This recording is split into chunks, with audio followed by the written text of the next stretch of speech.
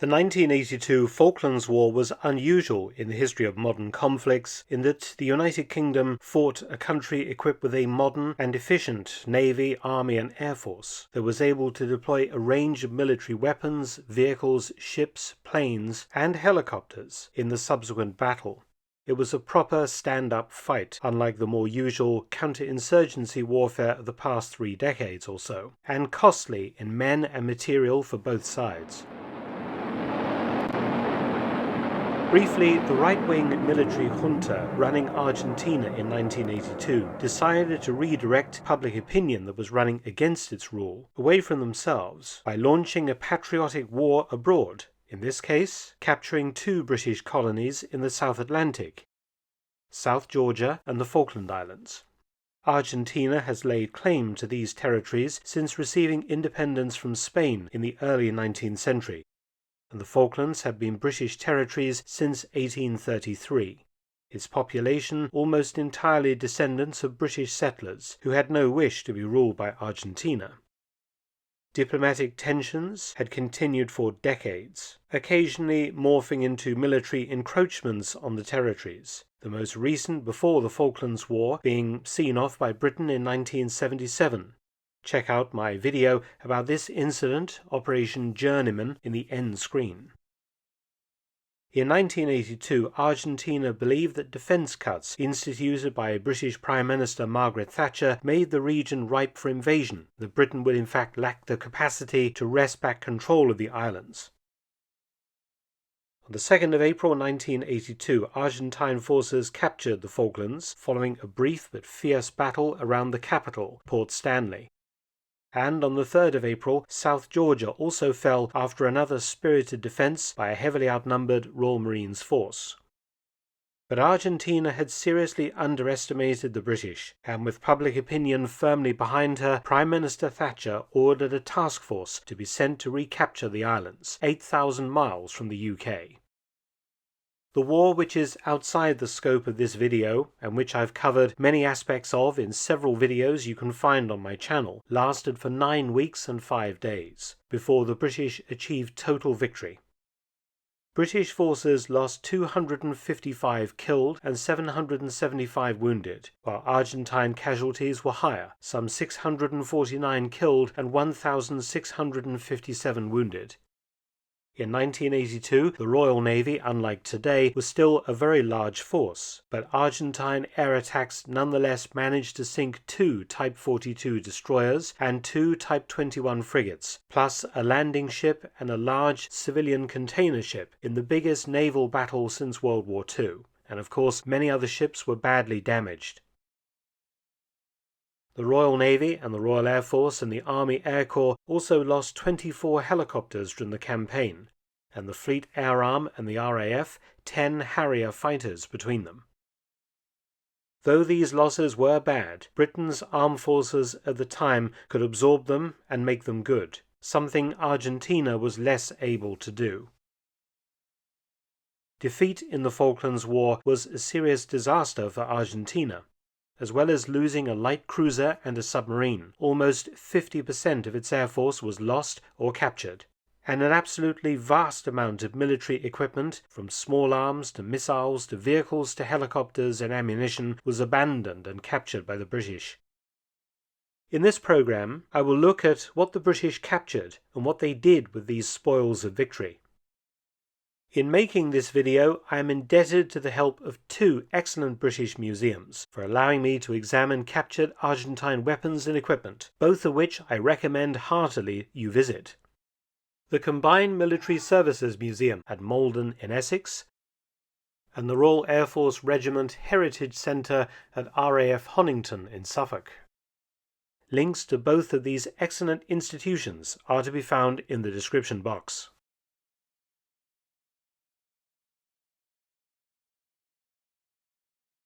When the Argentine garrison on the Falklands surrendered on the 14th of June 1982 after the final battles in the mountains surrounding Port Stanley, the British captured 11,313 Argentine servicemen. All were repatriated to Argentina within a month. They left behind literally mountains of weapons and kit, as these photographs attest. The Argentine military at the time used some weapons that were very similar or the same as those in British service. For example, the standard British battle rifle in 1982 was the L1A1 SLR, or self-loading rifle, a derivative of the Belgian FN-FAL. The Argentinians were heavily armed with the FN-FAL full automatic version, and recently at the Combined Military Services Museum I was allowed to get my mitts on a captured Argentine FN-FAL.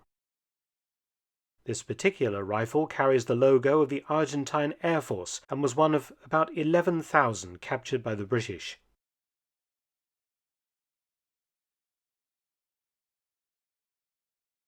Among those rifles captured, many were the paratrooper version with a folding stock. I recently viewed this one at the Royal Air Force Regiment Museum. According to photographic evidence, thousands of Argentine FNs were simply loaded aboard British landing craft, taken out to sea and dumped. It seems to us to be a strange and rather wasteful decision. Why didn't we sell them? If Britain had done that, it would have undermined Britain's domestically produced arms trade. However, some were in fact used. Some 80 allegedly ended up in the British colony of Tristan da Cunha in the Atlantic, presumably for self-defense. While many Argentine FNs, their mechanisms welded up, were given to the SAS for use as training implements during SAS selection in the Brecon Beacons in Wales. However, the SAS took a particular interest in the Army paratroop version of the Argentine FN, taking batches of them for use in Northern Ireland. The folding stocks allowed SAS troops working under cover and travelling in civilian vehicles to carry the rifles, as the SAS had found it needed more firepower in gun battles with the IRA, which itself had received AKMs from Colonel Gaddafi in Libya. The Argentines also used the FM-MAG. In British service, this is known as the General Purpose Machine Gun, the GPMG.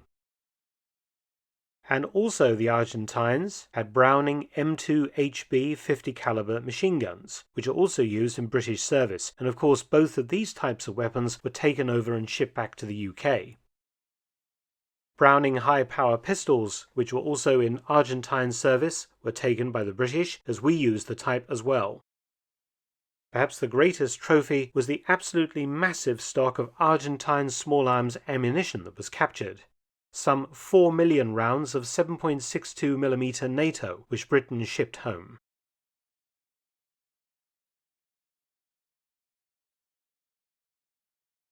The Falklands in 1982 had a very poor surfaced road network once you left Port Stanley, and was unsuitable for most wheeled vehicles. However, Argentina did send 12 Panhard AML-90 armoured cars to the Falklands, but they played absolutely no part in the fighting and were captured intact at Stanley. The British had no use for the type. 2 were shipped home as trophies. One now resides in the Tank Museum at Bovington, and the other is owned by the Household Cavalry Regiment, whose Blues and Royals had served in the Falklands.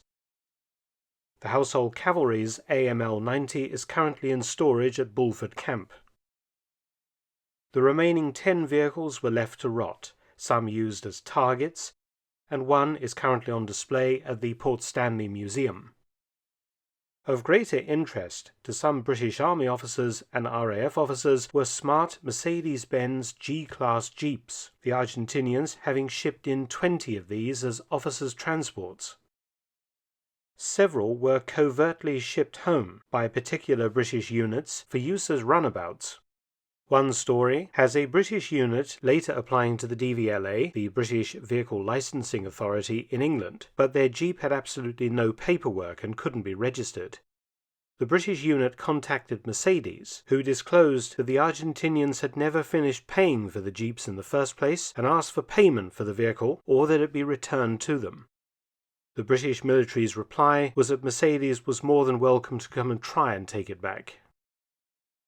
Other transport vehicles included 20 Unimogs, a type of German light truck, and 100 MB 11, 12, 13 and 14 trucks. Some trucks appear to have been used locally by the British garrison, but I'm unsure what happened to most of them. I'd be interested if anybody knows.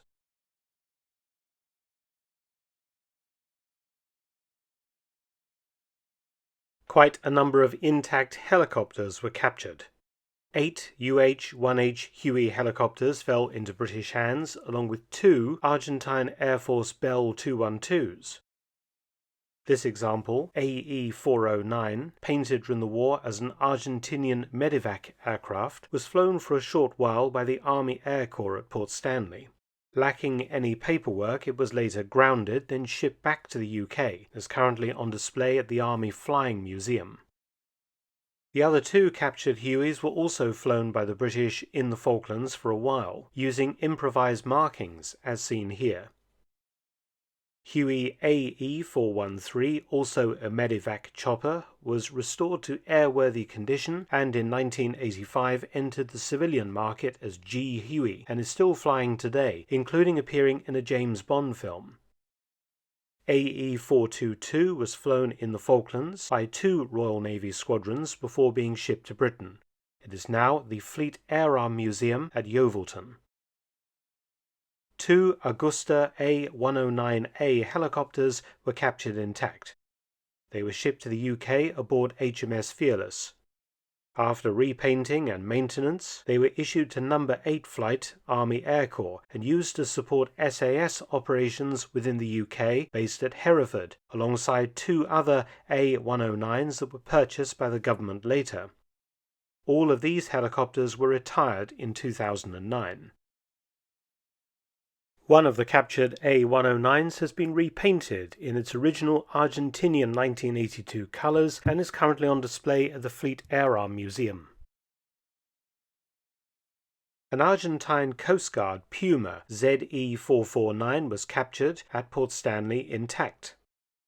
It was used by the Royal Air Force as an instructional airframe until 2001, when it was fully upgraded to HC-1 variant by Westland and saw operational service in Iraq. It was involved in a flying accident and airlifted back to RAF Benson. Repairs were not sanctioned, and in July 2012 it was transferred to RAF Shawbury for storage. Since April 2014, it has been used for ground instruction at Lichfield Barracks. The biggest helicopter captured was a Chinook AE-520. Built for Argentina in 1979, it was captured intact in June 1982 and transferred to RNAY Fleetlands as ZH-257, used as a ground instruction airframe. The 23rd of November 1999, RAF Chinook ZA-704 had an accident in Oman. The rear rotors and structural pylon were destroyed. This section of the captured Argentine aircraft AE-520 was used to repair ZA-704, returning it to flight. ZA-704 has the nickname of Frankenhook due to its Argentinian parts. The rest of the captured Argentine Chinook is currently in storage at an RAF base.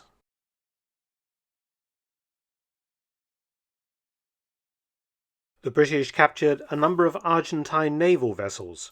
Some were sunk as targets, or in the case of the very damaged Argentine submarine Santa Fe, captured at South Georgia, she was taken out into deep water and scuttled. However, the Islas Malvinas was captured and renamed HMS Tiger Bay before being sold on into the civilian market. 2 Argentine landing craft, numbers 9 and 23, were also captured intact. Number 23 ended up being used by islanders as a sheep transport.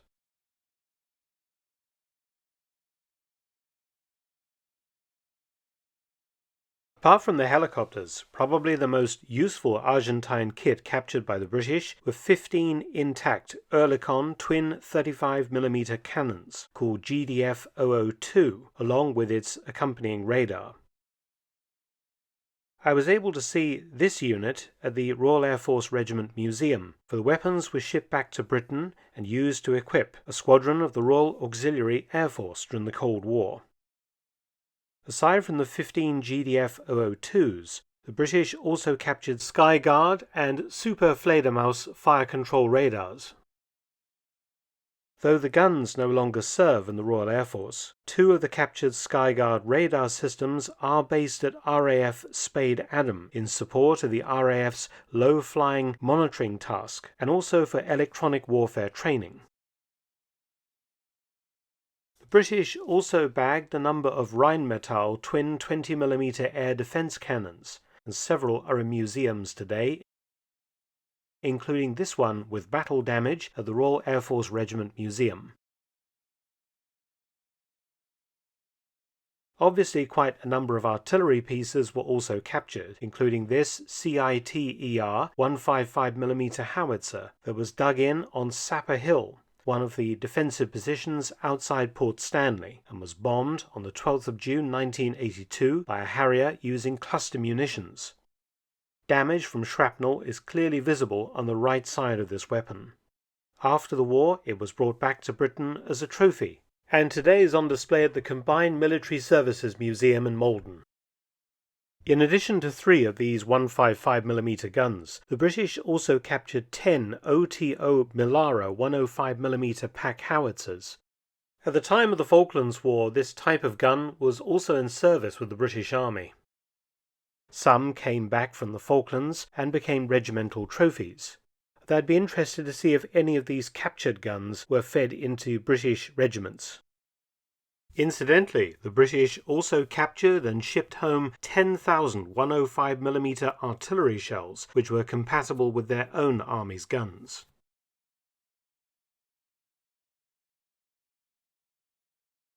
The only intact Argentinian fixed-wing aircraft that were captured in any number were 11 FMA IA-58 Pucara counterinsurgency and ground attack aircraft.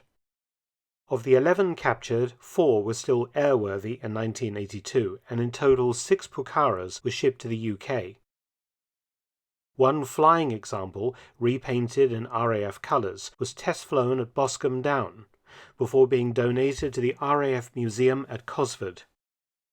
5 Pucaras are currently in museums in the UK. The aforementioned one at Cosford, one at the Imperial War Museum, Duxford, one at the North East Land, Sea and Air Museum at Sunderland, and one at the Norfolk and Suffolk Aviation Museum at Flixton, and the cockpit section at the South Yorkshire Aircraft Museum in Doncaster. I'm sure in this survey of captured Argentine material I've left a few things out, and also perhaps I've made a few mistakes, so I'd be very interested to see what you have to say about all of this. I'm sure many of my viewers were actually involved in the Falklands War, or have subsequently come across this material in service in the British military. Many thanks for watching. Please subscribe and share, and also visit my audiobook channel, War Stories with Mark Felton. You can also help to support both of my channels at PayPal and Patreon, details in the description box below.